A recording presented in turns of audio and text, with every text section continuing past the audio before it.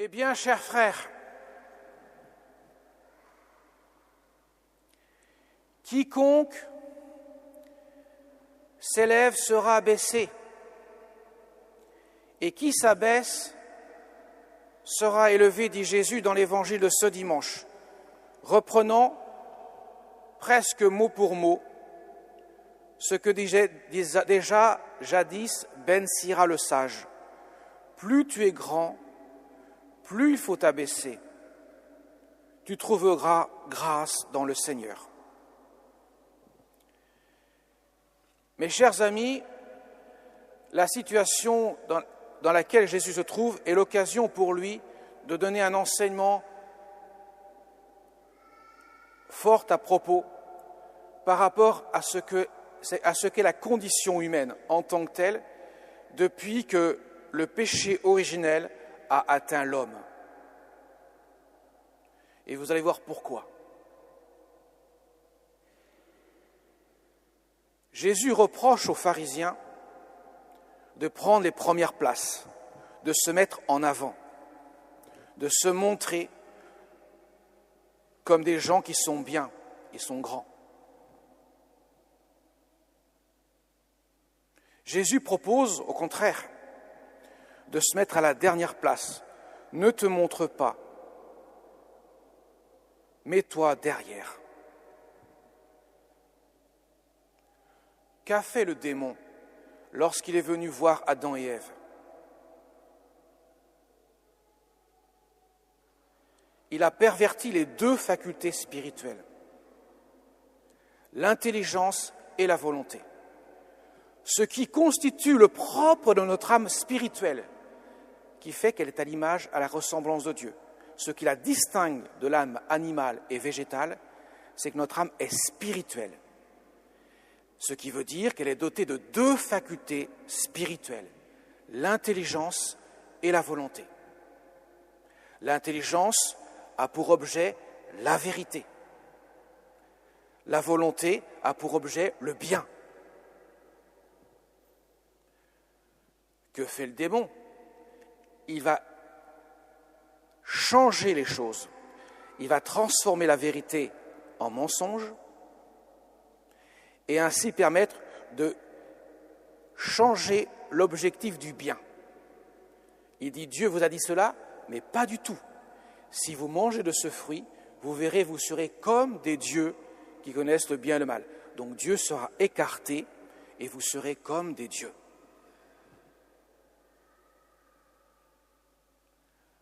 Au contraire, Dieu proposait à l'homme, si tu écoutes ma parole,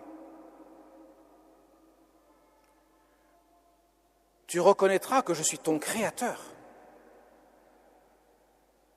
Et forcément, tu seras humble. Humilité vient du mot humus, la terre. Tu reconnaîtras que tu es une créature de Dieu. Le démon, au contraire, a transformé l'humilité en orgueil. Tu pourras prétendre être un Dieu. Autrement dit, ce que tu n'es pas. Le mensonge a conduit l'homme à l'orgueil. Et à chaque fois, nous avons le même scénario. Les pharisiens pensent être au-dessus des autres parce qu'ils ont adhéré au mensonge, qu'ils sont meilleurs que les autres. Ils se sont attribués à eux-mêmes leur propre force, leur propre puissance. Et par conséquent, ils vont truster les premières places. De sorte que même Jésus, pourtant le Fils éternel du Père, Dieu, ils ne le reconnaîtront pas. Pourtant, tout ce que Jésus dit et fait, c'est l'accomplissement de ce qui est annoncé par les prophètes, de ce qu'annoncent les Écritures. Autrement dit, s'ils étaient restés sur leur garde, dans l'humilité, ils reconnaîtraient l'œuvre de Dieu dans le Christ. et non pas un imposteur. Vous voyez, mes chers amis, c'est toujours la même problématique. L'intelligence est viciée par le mensonge et la volonté est viciée par l'orgueil. Que nous propose Dieu? Accueille la vérité. Jésus a dit, je suis le chemin, la vérité et la vie. Pourquoi Dieu est la vérité? Car c'est le seul être qui ne peut pas ne pas être. Tout le reste aurait pu n'avoir jamais existé. C'est le propre de la créature. Mais le Créateur, lui, il n'a ni commencement ni fin, donc il ne peut pas ne pas être. Il est forcément vrai. Et forcément, s'il y a un Créateur et que nous sommes des créatures, il est évident que la référence sera de la créature vers le Créateur. Et pour cela, il faut reconnaître la condition de créature que nous sommes. Qu'est-ce qui s'est passé après le péché originel? Adam et Ève ont découvert qu'ils étaient nus. Pourquoi? Ils ont découvert qu'ils n'étaient pas des dieux, mais que des créatures. Et donc, ils ont caché leur nudité et ils se sont cachés de Dieu. Ils avaient peur de Dieu, car Dieu n'était plus l'ami, mais l'ennemi à cause du péché. Oui, mes chers amis, c'est cela que Jésus veut nous montrer. Par conséquent, les saints, les plus grands saints, à commencer par la Vierge Marie, qui ont tout compris, elles savent qu'elle n'est rien sans Dieu, que tout ce qu'elle est, elle le détient de Dieu, aussi bien en tant que créature, mais en tant que don qu'elle possède. Alors, la marque de la Vierge Marie, c'est forcément l'humilité. Je suis l'humble servante du Seigneur. Que tout se fasse pour moi selon ta parole, que je ne peux pas mettre en discussion. Je l'accueille comme telle. Elle s'impose à moi parce que j'y vois la vérité. Que fera le Christ? Il va, au contraire, par l'humilité de son incarnation, par l'humilité même de sa mort sur la croix, il va prendre la dernière des places pour annoncer qu'il est la vérité. De sorte que, dira-t-il, quand je serai élevé de terre, j'attirerai à moi tous les hommes. C'est par l'humilité de son abaissement jusque dans la mort sur une croix, dans une mort ignominieuse, que le Christ a montré la puissance de sa miséricorde.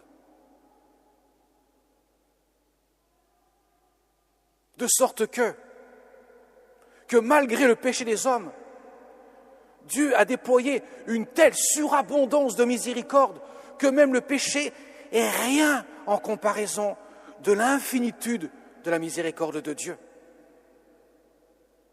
Ce qu'il révélera à la petite Faustine, il y a environ 90 ans, dans les années 30, où il dira le plus grand attribut divin, la plus grande chose que Dieu puisse faire, ce n'est pas de créer le monde, c'est de recréer le monde dans sa miséricorde. Mais cela passe par l'humilité. L'humus, la terre, mes amis. Nous sommes tous des terreux. Nous ne pouvons pas revendiquer d'être quelqu'un. Sans la grâce de Dieu, cela n'est que orgueil. Voilà pourquoi Jésus sera extrêmement dur envers les pharisiens. Parce que par le mensonge qui conduit à l'orgueil, comme le dit Ben Sira le sage, la condition de l'orgueilleux est sans remède, car la racine du mal est en lui. C'est Ben Sira qui le dit dans les Saintes Écritures.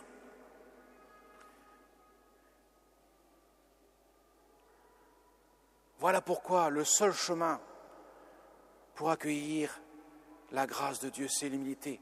Et la Sainte Vierge Marie et les nombreux saints à sa suite l'ont compris. Quand le grand Saint Augustin, lui qui s'était rebellé contre Dieu dans son enfance, et que les larmes de Monique, de Sainte Monique, sa mère, se suppliant le Seigneur de convertir son fils endurci dans le péché. Quand saint Augustin a compris, a été saisi par la grâce, il disait, mais Seigneur, je te cherchais partout, sauf là où tu étais. Tu étais au plus profond de mon cœur et je ne le voyais pas, car j'étais égaré par le mensonge. Le mensonge, donc l'esprit de ce monde. L'esprit de ce monde, qui est la voix du diable, dont nous sommes tous blessés. Même si nous avons été lavés du péché originel le jour de notre baptême, nous gardons les conséquences de ce péché qu'on appelle la concupiscence, autrement dit des blessures de ce péché, qui fait que naturellement, nous sommes toujours poussés à nous prendre pour quelqu'un, alors que Dieu nous propose un chemin merveilleux.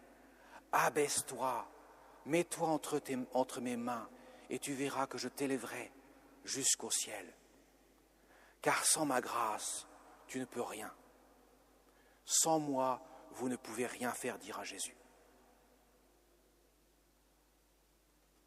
Ah, mes chers amis, je vous ai mis sur la petite feuille d'édito avec des annonces les litanies de l'humilité qui sont du cardinal Marie Delval qui était le secrétaire du pape d'État, le secrétaire d'État, le numéro 2 du Vatican, si vous voulez, du pape Saint Pédis au début du XXe siècle. Et voilà ce qu'il disait, qui sont... Alors c'est vrai que c'est décapant. Une première lecture peut nous effrayer. Mais quand nous le lisons avec attention et en approfondissant bien le contenu de cela, nous découvrons la vérité de ce que Dieu veut nous révéler. Dieu ne demande pas de nous affliger. Ce n'est pas l'humiliation que Dieu nous propose. C'est de dire, sois comme un enfant. Mets-toi entre mes mains. Laisse-toi conduire par moi. Je suis un bien meilleur guide pour toi-même que toi-même. Parce que moi, je t'aime plus que tu peux t'aimer toi-même. Et comme je suis parfait en toutes choses, je ne peux que te donner le meilleur de moi-même. Voilà ce que veut dire l'humilité. Alors je vais vous les lire.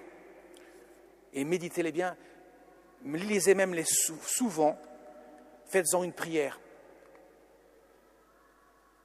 Et ainsi, mes chers amis, ça sera le chemin de la sainteté qui s'adresse pour chacun d'entre nous. Personne ne peut dire « ça ne me concerne pas ». Tout le monde est concerné. Tout le monde. Nous avons tous besoin du Christ pour être sauvés et le Christ ne peut pas agir en nous sans l'humilité. L'humilité, c'est la clé qui ouvre le ciel. Car Dieu est tout-puissant, mais sa puissance s'arrêtera devant notre liberté. C'est le risque que Dieu a pris. Mais il veut nous dire, tu ne peux pas participer à mon ciel si tu ne choisis pas librement dans l'humilité ce que je te donne. Ô Jésus, doux et humble de cœur, exaucez-moi. Du désir d'être estimé, délivrez-moi Jésus. Du désir d'être aimé, délivrez-moi Jésus. Du désir d'être exalté, délivrez-moi Jésus. Du désir d'être honoré, délivrez-moi Jésus. Du désir d'être loué, délivrez-moi Jésus. Du désir d'être préféré aux autres, délivrez-moi Jésus. Du désir d'être consulté, délivrez-moi Jésus. Du désir d'être approuvé, délivrez-moi Jésus. De la crainte d'être humilié, délivrez-moi Jésus. De la crainte d'être méprisé, délivrez-moi Jésus. De la crainte d'être rebuté, délivrez-moi Jésus. De la crainte d'être calomnié, délivrez-moi Jésus. De la crainte d'être oublié, délivrez-moi Jésus. De la crainte d'être tourné en ridicule, délivrez-moi Jésus. De la crainte d'être injurié, délivrez-moi Jésus. De la crainte d'être soupçonné, délivrez-moi Jésus. Que les autres soient plus aimés que moi, Jésus, accordez-moi la grâce de le désirer.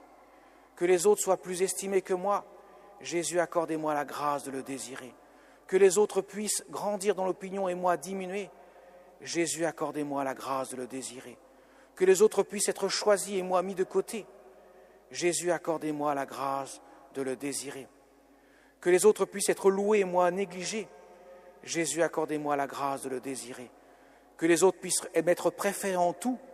Jésus, accordez-moi la grâce de le désirer. Que les autres puissent être plus saints que moi, pourvu que je le devienne saint autant que je le puis. Jésus, accordez-moi la grâce de le désirer. Mes chers amis, c'est décapant, c'est vrai, mais à n'en point douter, c'est le chemin du ciel, ce que nous enseignent tous les saints. Amen.